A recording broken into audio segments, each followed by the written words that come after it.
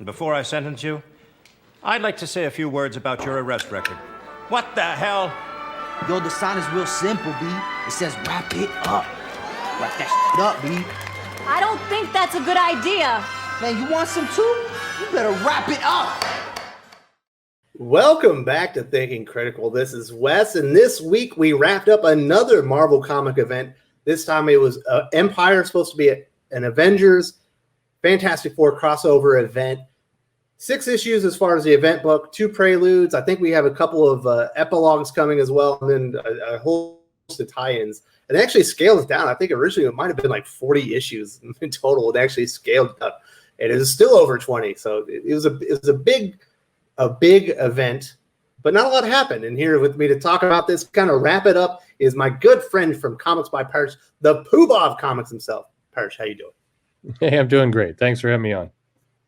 Well, I'm glad you can make it. And I want to say this. If you enjoy these kind of wrap-ups and you like the comic book news and you haven't subscribed to the channel, definitely subscribe to Thinking Critical right now. Give us a thumbs up if you enjoy this content. Give us a thumbs down if you don't. Either way, we'd love to hear your feedback in the comments section. Comics by Perch obviously has his own YouTube channel. There is a link in the video description, and there will be an opportunity to subscribe later in the channel. Now, Perch, this is not Iron Man 2020. This is not in contention for the worst event of the last 5 years or anything like this. But this wasn't great either. You know, it was kind of meandering. It was ill-paced. And there's a lot of story missing from issue 1 through issue 6. And it made it a little bit confusing. I mean, yeah, it was just kind of forgettable. I mean, it wasn't bad. I mean, by the numbers, I mean, the art was at times gorgeous in the book. It did have really good art in much of the core series. I mean, as a space kind of sci-fi story, you bring the Kree, the Skrulls back, and the Quadi. We haven't seen them in a while. I mean, you know, it's fine. But I mean, that's probably the review. Like, if you were seeing this as a hardcover trade paperback, the review on the front would be, it was fine. ... question mark. That's probably okay entertainment. Yeah. Okay. Yeah. This is a comic for you to buy. I think they missed the mark on this. I think that this should have been a crossover story between Avengers and Fantastic Four within those core series. No tie-ins whatsoever. And I think people really enjoyed that story. But as an event, I think you're right. It's a major letdown. No big status change. I guess this leads into the new space age or cosmic age of Marvel because they said it at the end, but you don't get that indication through the story. No, I agree with you completely. I think if you would have taken this comic and it would have simply been Avengers and Fantastic Four, their regular ongoing titles, and you would have crossed over between the two like they did for, if you maybe remembers, Operational Galactic Storm or the Kree Skull War or the Korvac Saga or that kind of stuff. Just do a crossover between the two books. Maybe add a couple issues even, you know, go 4 issues in each. So you have an 8 or 10 issue series. You could have done that, 5 in each, whatever. I think you would have had something that a lot of comic fans actually would have looked back on and said, wow, this was one of the best kind of comic crossovers we've had in a long time. The story would have felt better within its regular title than as an event, but they did do it as an event. They put all these tie-ins. They had all these other books. I mean, like you said, I mean, you know, God help us. At least they canceled like 20 books out of this thing. It just kind of like War of the Realms. There was a lot of pages, and at the end of the day, not a lot happened. And I was telling you earlier, I was reading the final issue, and I fell asleep reading right in the middle of it. I just fell asleep on the 6th issue. I woke up a couple hours later, just staring at this comic, and I'm looking at this panel, and I had no idea where I was or what was going on for several seconds while I kind of reoriented myself, and that kind of sums up how the comic felt. Yeah, I had to put down the last issue too. I was like, okay, this is meandering. But just kind of to talk about something, I think you're right on as far as the quality of the book, where it lied, and that was in the art. I think the art at times was very high quality. There were some hits and misses, especially at the beginning. There was too many close-ups on some of the big space battles and things. But my favorite part of the art specifically was the look of Quai when he dropped like the headgear and put on his battle dress. I thought he looked really cool and really menacing. Like that was a good-looking villain. Yeah, I agree. No, I think the look of the villain and look of some of the Quadi warriors, the shamans, the different. I mean, it was unique. I thought that was pretty well done. It was something new for us. I think Marvel in general has had plants as enemies in some form or fashion in a couple books now, and I think that's a negative because Becoming a bit much between the horticulture and then the plant monsters and Terra Verde and X-Force and then this. Yeah, you just, I mean, you're going to the well with plants a little bit too much. But I mean, in terms of an alien force, and then the double cross that started this issue off, you could see it coming a mile away. But still, it's a little bit different. Now we're working with the Kree and the Skrulls, and Teddy is there. Hulkling is kind of involved somehow, but maybe it's not really him. And I mean, there were elements that were not bad in the setup. The problem kind of came in terms of more kind of halfway through the issue. It would have been a way more interesting series if Teddy Hulkling was not, a dupe, and he was actually, doing these things because he thought it was right, and then the Avengers had to convince him, remind him of his humanity or that aspect of whatever, just that part. A plea with Wiccan might have been interesting to kind of make sure that connection, strengthen that bond. That would have been good, but it felt like the point of the comic was to do a 6-issue series where, they wanted to set up these two characters, remind us that they were a couple and that they're married. And that kind of was it. I mean, beyond that, not a lot happened. Well, I think we were supposed, like the revelation that Wiccan and Hulkling were married, like was supposed to be a big reveal, maybe even controversial. I don't think anyone cared. It's already established that they've been in a long-term relationship. Everyone probably thought they were married anyway. Well, yeah, I mean, it's funny because you see these, creators and people at times talking about how we need better representation and we're going to get a good couple, but in a lot of cases with Marvel, they had one. They are not had. They have. I think Teddy and Billy generally are liked by the fandom. Straight, gay, all different people tend to like that. The couple seems fairly realistic. I mean, they're written naturally. It doesn't seem weird or forced. And like you said, I think most people assumed they were either a committed couple or married already. It's funny. I didn't see anyone complaining that they were married. Nobody cares. Everybody's cool with it to some extent. So it's like it felt like Marvel. I agree with you. I think they thought, oh, we're doing something kind of, it's going to break the internet and it's going to be controversial. It's like most people are like, oh, I mean, good.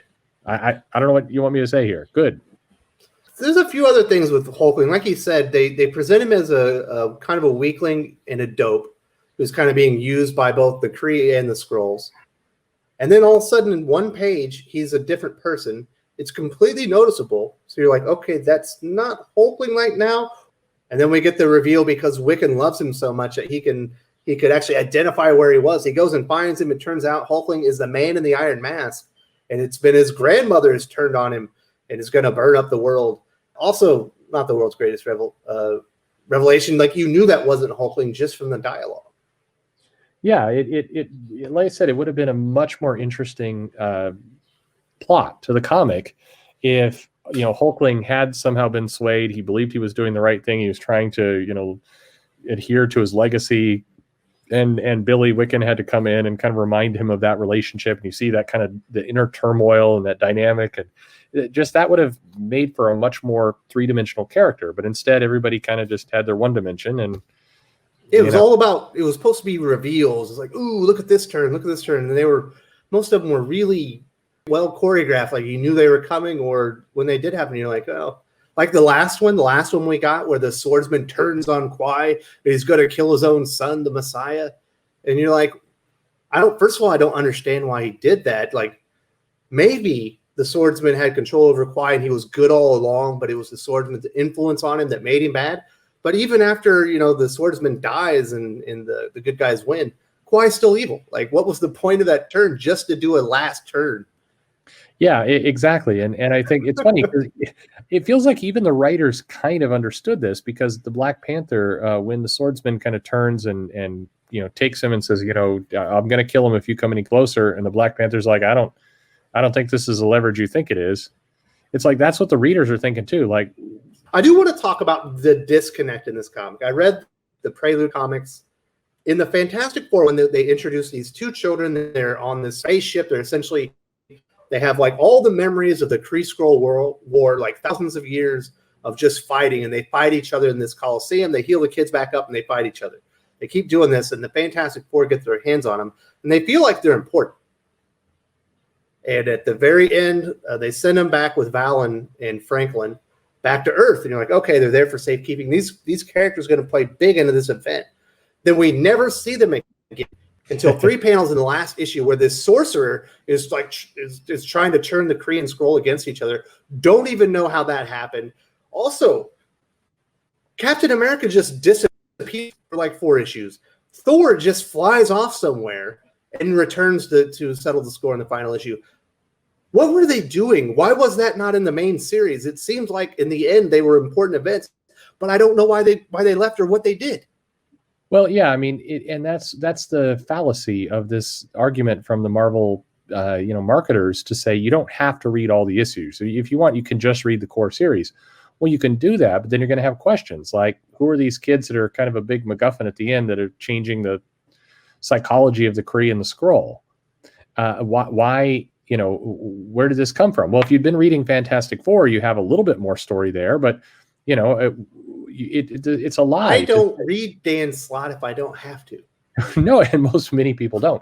But I mean, if it's so disingenuous on the company's part to say you can only read the core series. Oh, but by the way, Captain America is going to have some mystery mission, and it's going to be, it's just going to leave a giant plot hole if you don't read the Captain America Secret Empire tie-in. And that kind of stuff, I always feel like, either commit or don't. Just tell your audience, yeah, you're going to need to pick up 30, 40 issues. I mean, I have a problem with Ten of Swords being close to 30 issues in a crossover, but I will give Hickman credit. At least they're not trying to hide it. It's like, yeah, there's 20 plus issues in this crossover, and we're going to label them all as chapters. They're not saying, hey, you could just buy a couple. I mean, don't kid ourselves. Like, the fans are smarter than this. And as for these 2 kids and the whole Fantastic Four plot, I mean, it's that entire thing is strange. You just introduced these 2. I guess it's an interesting enough hook, but they were introduced in Fantastic Four Empyre Zero. Like you said, this idea of the ever fight, and then their psychology, their friendship through the moments when they weren't fighting is used to sort of like, emotionally brainwash 2 races. I mean, in a weird way, some pretty horrific crap went down to 2 giant galactic races in the galaxy. I mean, I don't know. That was a weird pacifying moment. Now, there's one other thing that I really have to talk about. It was so strange.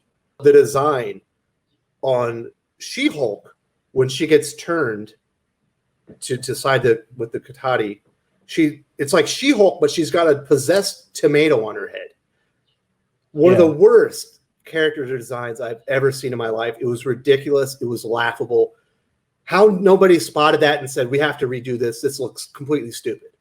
Yeah, I mean, it was. I mean, I think they were trying to go for some kind of, Cronenberg type horror monster look for She-Hulk, and I guess. But the challenge is the artist is really good at drawing kind of slick, sleek superheroes, sci-fi stuff. Every time the artist tried to do kind of more horror, it looked weird. It didn't look horrific. It didn't look like Cronenberg monster. It didn't look like some of what Al Ewing was doing.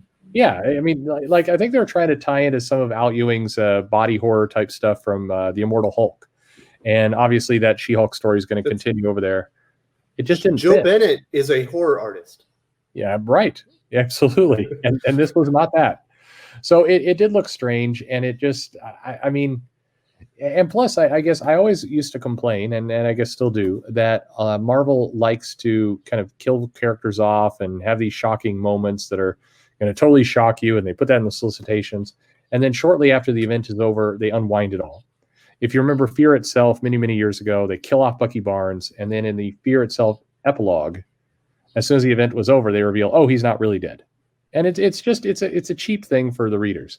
Well, Marvel, in a sense of amazing efficiency, is now not even waiting till the series is over to take back all the things they did within the comic. So they kill off She-Hulk, but nope, she's alive and brought back in the last issue. If you look at everything that happened between issue 1 and issue 6, nothing happened. I mean, absolutely nothing really changed. Mantis came back. The Swordsman came back, but he was dead by the end. Yeah, and was These never two him. kids are introduced that are with the Fantastic Four, but really, other than that, nothing really. No, it's nothing changed. No status quo change. No big thing that must be handled that's driving the cosmic Marvel stories forward. It was just they got defeated and they lost. Right. And now we'll wait 2 months, and then Noel will come to Earth, and we can do King in Black. Mm-hmm. So that will be more exciting. It should be, but I guess I think that it's playing with fire with these kinds of events, because when you do this stuff and it's kind of a big nothing, and you get people shelling out, somewhere between $30-$40 to get the core series, or if they did everything, you're closer to 100, and to have really no outcome. I mean, that has a law of diminishing returns. King in Black is going to have to work a little harder to convince people to fork over their money. The next Marvel is going to have to work a little harder. It's just that's the problem with this stuff, is that you get to have less and less confidence that you want to keep buying in. And eventually you come to the conclusion, hey, you know what? If I like the Fantastic Four, I like what Dan Slott's doing there, just buy the Fantastic Four title. It doesn't really matter that you had to come in and do Empyre. It's it's not like you're going to be completely lost if the Fantastic Four are now, doing stuff off in space with the Skrull and the Kree. It's okay. You don't really care. And that's the flaw in this event and everything that's going on. Now, so we could do an enormous, probably 5 minutes just on the continuity and how none of this makes sense. And there was already an Iron Man event going on. How can Iron Man be in two places, but he's also in Avengers and all that stuff? I think we've covered that enough. I do want to talk about Marvel's insistence in doing these events that are like co-written. Yeah. Dan Slott and Al Ewing as co-writers, I don't think brought a lot of name cachet. Certainly Al Ewing probably does more at this moment because he's got some exciting stuff going on. But I don't think in the end this is a good experiment. I think that this was really just an experiment in mediocrity. They probably should have just given Al Ewing or Dan Slott the book, and maybe it would have been more exciting. Yeah, I'm not sure why Marvel's enamored by this. They ever since AVX, they've really liked, and they've talked a lot about how they like this idea of lots of their writers on one event. AVX, I think, had 4 or 5 writers, as I recall, on that event, and it comes off disjointed. It's you kind of wonder, is everybody getting paid the same? I mean, like are you sinking more money into this than if you just had one writer? I don't know. Just think about like Marvel Knights. Remember when they did that, the 20th anniversary, where Donny Cates was the big name on it, but every issue was like him and Vidal, him and Matthew Rosenberg, him and somebody else. And Donny Cates, the hottest, most exciting writer in Marvel, was made to look very boring and not very proficient at his craft because he was being held down by these other creators that shouldn't have been there. I'm not sure. So like I said, I think Marvel feels like they're getting some kind of value out of this approach, but I don't know what it is. It comes off disjointed. I mean, they're paying more to get it done. And I don't know. What do we get out of this? Al Ewing, of course, is doing Guardians of the Galaxy. He's doing Hulk. Dan Slott's now doing Fantastic Four. He's off Iron Man. This was the Fantastic Four and the Avengers. Jason Aaron's over doing the Avengers, and he's off doing a Moon Knight story, and then the Phoenix after this. It's like whatever kind of synergy you're trying to get, I don't get it. I don't get the. I'm not with Ten of Swords, Jonathan Hickman and Tini Howard are on the Dawn of X series. It's going to tie into what they're doing. Yeah, I mean it is their titles, so I mean we'll see how that one ultimately plays out. But I think this then I think it should be Hickman. No, I agree. I think this writing by committee it doesn't seem to pay off, and I'd love to be able to sit down with somebody at Marvel and just say, okay, I'm gonna just keep my mouth shut here, and you explain to me why do you think this is a good idea? Because it comes across very, very forced and awkward. Yeah, I don't see the value add. If you write a cool Avengers Fantastic Four story, people are going to show up because they like the Avengers and Fantastic Four. They're not going to show up for Dan Slott and Al Ewing. It's the characters that are going to draw them in. So I think if you get a competent writer that has a good vision and a cool story with good editors behind it and a good artist, people are going to come and read it. You don't need to have all these different visions for the character, the story. I think it ends up getting muddied down, and eventually, and in the end, I think it detracts from the overall quality. So my take on Empyre, just in the end, is I think in a few years, if people come back and read this, they'll think that was someone entertaining, a little bit disjointed. She-Hulk has a terrible look when she goes evil. She looks like she's got a giant tomato head. But otherwise, it's very readable. This isn't Iron Man 2020. This isn't even. I thought War of the Realms was bad. Age of X-Men was terrible. This isn't like that. This is better than it's middle of the road. It's just not good. Yeah. It's I mean, it's fine. It's a fine comic for reading. That's what this is. It's a classic case of if you didn't bill us an event and it was just an inner little title crossover, I think people would have been like, wow, this is one of the best things Marvel's done in years. I think you would have gotten that response because you wouldn't have had all the hype around it. It would have seemed more organic. It would have just been a nice core storyline within the books. When you market stuff like this and you give it its own special title and event and all the crossovers and everything else, it sets you up for some failure because it just feels like, you're making a bigger deal out of something. You're trying to force something, and it didn't need that. It could have just lived on its own. I agree with you. Is there anything else that you need to say about Empyre before we wrap this up? No, it's over. So, all right. On to the next event. On to the next. We got Ten of Swords, King in Black. I think Outlaw's about to come out. I'm sure there's a couple more. There's a Spider-Man event coming up. We got is it Sin Eater, or is that going to be the one with Kindred? Sin Eater is going on now. This is Last Rites with Kindred. So we kind of have two Spider-Man stories, and yeah. A lot of stuff going on. Yes. All right, so I do want to say this. If you enjoyed Perch being on the channel, he has his own comic book YouTube channel, does 2 to 3 videos every day about the comic book industry. There should be an icon on the video that says Comics by Perch. You select that, you can go subscribe to his channel. I think you won't be disappointed. If you like this content, you're going to love that content.